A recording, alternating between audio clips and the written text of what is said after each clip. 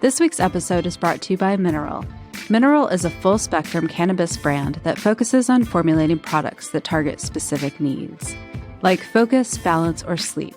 I have been enjoying the sleep formula to help ease nighttime anxiety and reduce pain caused by inflammation. Mineral and Bedpost believe you deserve to feel good. So use code BEDPOST for 15% off at checkout. Again, that's Bedpost at mineralhealth.co for 15% off. I confess, I wonder, does my roommate jerk off with our dog on the bed? Or does he put her outside? That was a mixed reaction. It would be disconcerting. You're like having a moment and then you feel something cold and wet on your nose and you're like, do I stop? I don't know. No, my dog's in the bed sometimes. It's no big deal. Yeah, exactly. They don't know. All right, I confess. I forgot I had a tampon in while I was drunk. A guy fingered me and pulled it out.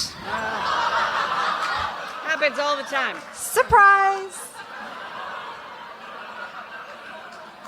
I confess the wife and I met an awesome couple with benefits. 6 weeks ago, we clicked great, and the sex was fucking mind-blowing amazing, and yes, we are here with them tonight. Hooray for polyamory.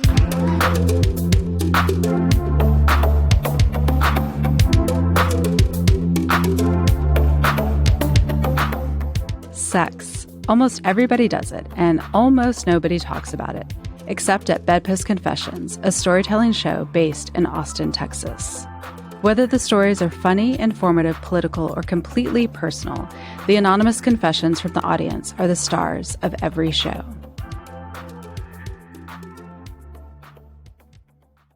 Welcome to the Bedpost Confessions podcast. I'm Bedpost producer Miranda Wiley. This week, we have the return of M. Berger to our stage with the story, That Time of the Month, about dealing with the consequences of situations that often go unplanned. M. Berger is a writer and director. Her film, Pregnancy Party, was featured at Texas's all-women film festival, Transform. Her collection of short stories, You'll Never Believe How These Kids Get Murdered, and other super short clickbait tales is now available. Links in the show notes. One other note before we hear Maggie's story. All Bedpost storytelling productions are made accessible to the deaf audience members by the fantastic interpreters from Soul Illumination. Though the interpreters are there to serve the deaf and hard of hearing, they enthrall the entire crowd with American Sign Language. If you hear a roar of laughter and don't understand why, the interpreter may have stolen the show for a minute. Now on with the episode. Here is M. Berger with That Time of the Month.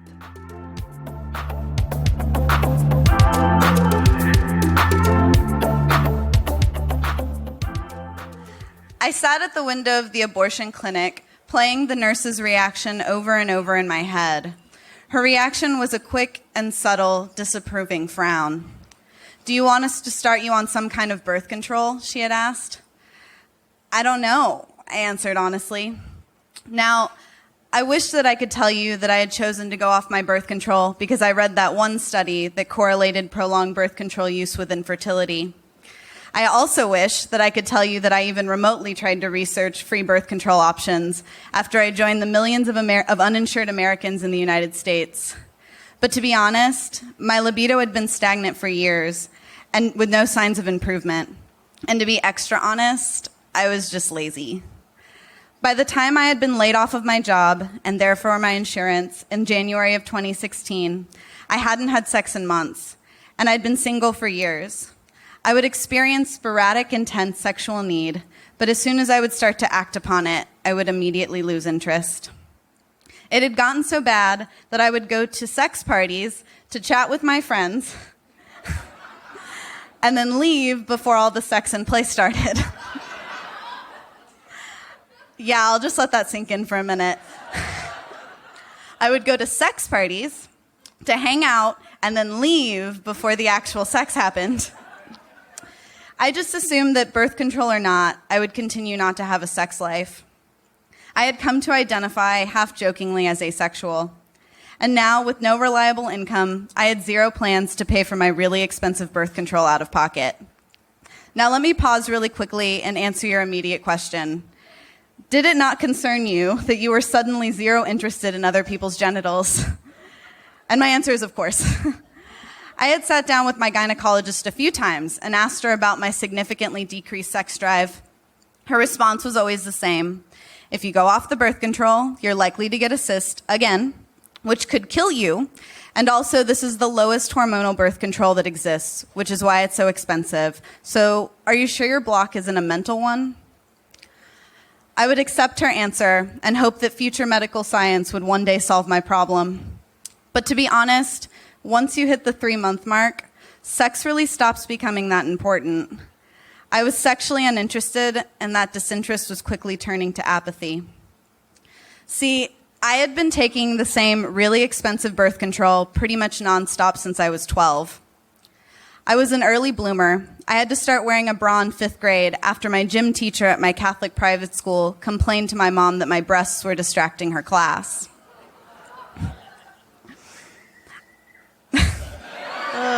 Questionable. That was a questionable one.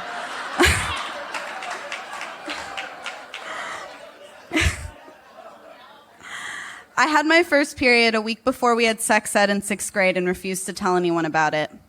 I didn't want to have boobs, and I didn't want to have blood gush out of my vagina. I didn't want to have dark hair on my legs, and I really didn't want to grow up.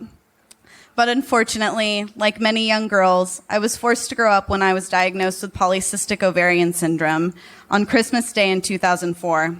I was just 12 years old. After a late-night, 4-hour ER trip, the doctor told me that I would have to be on birth control now to keep future cysts from growing. I asked her until when, and she said, let's not think about that now. Birth control at 12 years old felt dirty. Birth control was for older women who were having sex. I wasn't ready for those discussions or those labels. I asked every year if I could be taken off, and every year I was told no. 12 years later, I had only been off birth control for more than a few days once during a 5-month study abroad trip. And now, jobless and insuranceless, I gathered myself up off the metaphorical and literal floor of my studio apartment and decided that I was not about to pay $70 a month for that shit out of pocket. I had been fine the last time I was off birth control, and I would be fine again, I told myself. I was an unemployed person now, and unemployed people don't spend money on expensive, fancy prescriptions they don't need to survive. I figured that I would probably be fine until I found another job and was able to get insurance again. I lied to myself that I just wanted to see what it was like off birth control. A friend of mine recommended that I download a free period tracker app to help me track my periods now that I didn't have that daily reminder. Another friend handed me a handful of condoms. I have good friends. And 6 months later, as I sat dramatically staring out of the window of the abortion clinic after my abortion procedure, I genuinely asked myself, what the fuck happened in the last 6 months? In January, I went off my birth control, and by March 1st, I had successfully fucked my way through at least 6 different men in my extended friend group. I would have fucked just as many women, but as my more heteronormative bisexual female homies know, it's all about the access.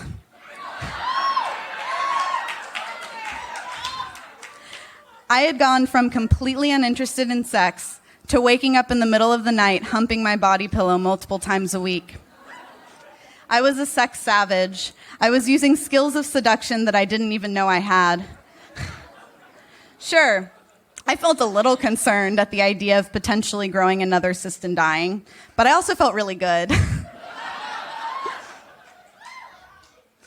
I remember a session with my therapist well into March when I wasn't slowing down and was up to 8 men in 3 months. I was explaining to her how I had masturbated on my recent drive down to San Antonio to see my family, and how a man in another car had seen me.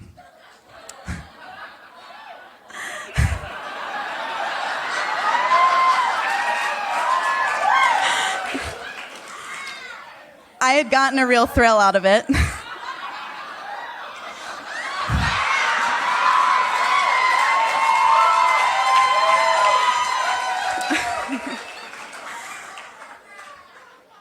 I was curious because I had never had any exhibitionist tendencies before that point. She was curious as to how I didn't get into a car accident. I went from never, and I completely mean this, never watching porn, to watching porn multiple times a week. My porn searches, if any, used to include terms like amateur, romance, spanking, and cute. Now, it included terms like rough, gangbang, and choking.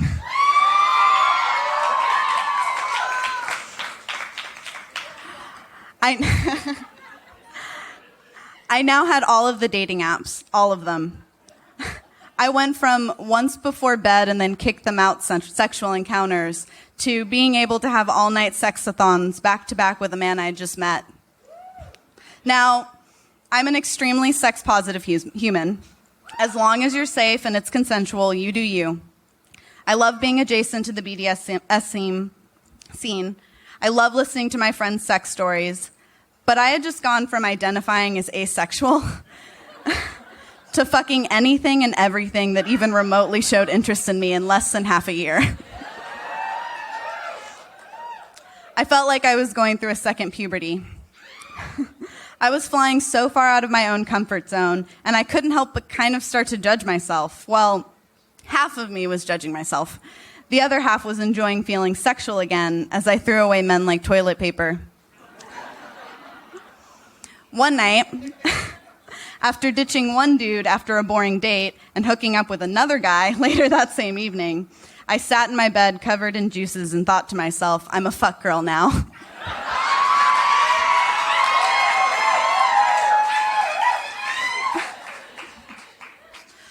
On one particular night, I remember going out with a few friends after a storytelling show.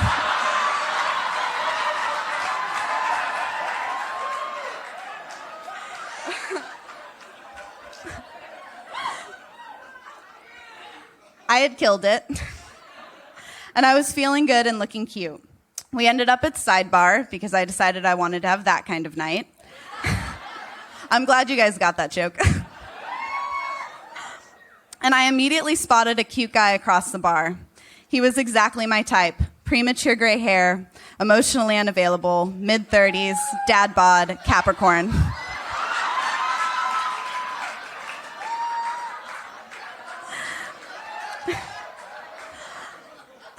I was all in.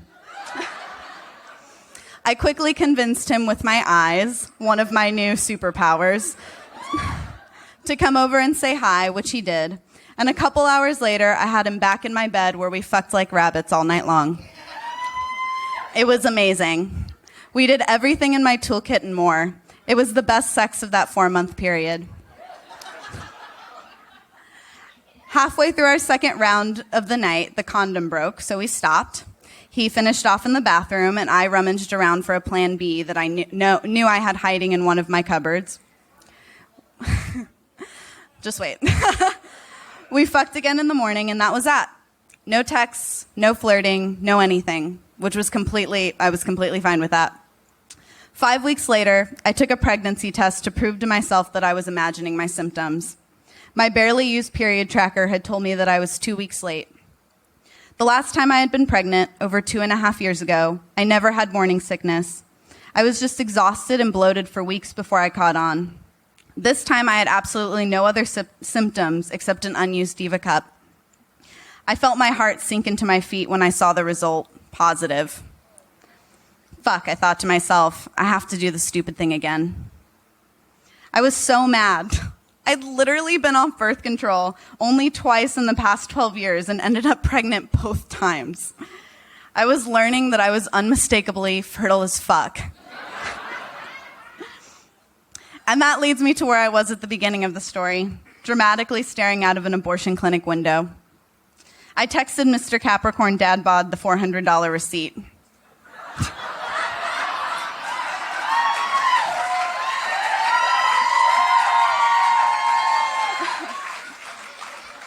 That shit is expensive without insurance. He responded saying that he would send me his half of the money once he got off work and asked if I was okay. I responded that aside from having the inside of my uterus scraped out twice just a minute ago, and my intense and urgent Whataburger craving,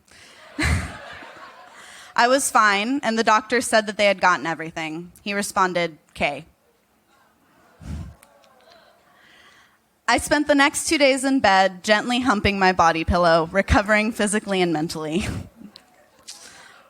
I didn't want to give up my lifestyle, but if I was going to continue the momentum of casual fucking, either I had to make some big personal changes or go back on my birth control. It was a really complicated decision because I have a confession to make. I lied earlier. Me and Mr. Capricorn didn't use a condom at all that night or that morning. He was already inside me before I could even stop to ask, and when I figured it out, I didn't even care. I was being less than safe during this crazy sexcapade part of my life. I didn't care about growing a cyst, and I didn't care about being safe.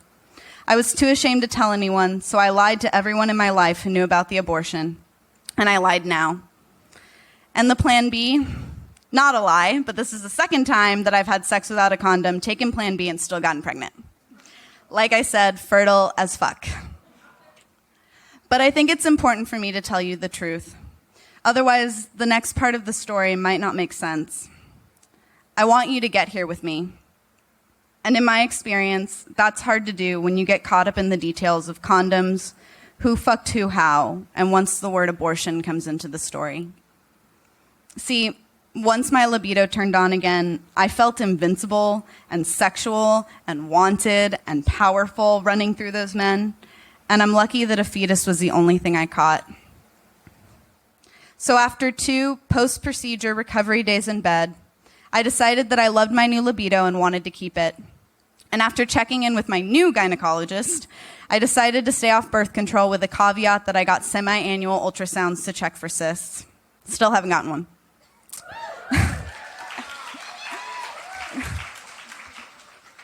But everything else had to change. The first step was to stop being an idiot. I went to the Austin Regional Clinic and got all the free condoms. Seriously, all of them. I have like 50. The second thing I did was start to really track my period more closely. I made it a habit. Wake up, put in my information, start my day. Since then, I've already learned some really valuable insights into my cycle. And finally, I learned that there is a 7-day period every month where I will do anything to get the shit fucked out of me. That's right. My ovulation cycle happens once a month and it's a whirlwind. I'm on it right now.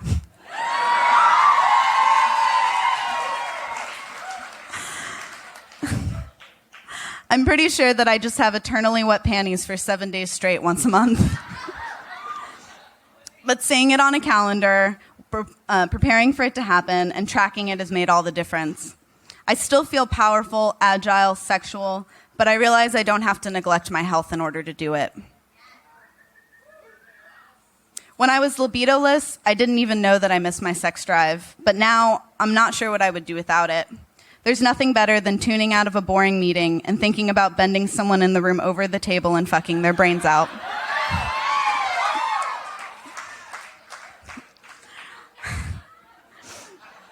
I hope none of my coworkers are here.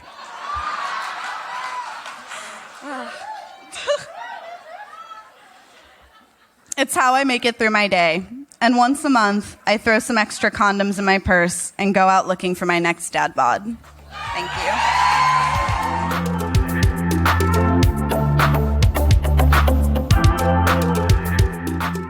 I confess that the very first time I discovered my vaginal secretions was in the 10th grade when Miles Rogers, rest in peace, fingered me in a limousine at the homecoming dance, and I had been snailing all down his black pants.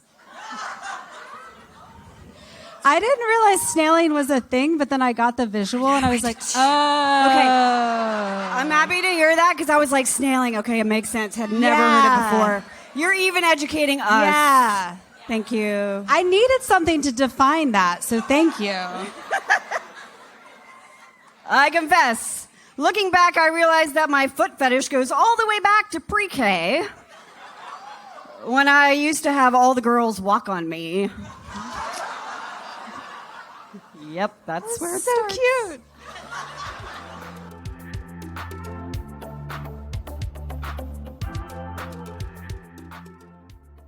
Bedpost Confessions is recorded in front of a live audience at the North Door in Austin, Texas.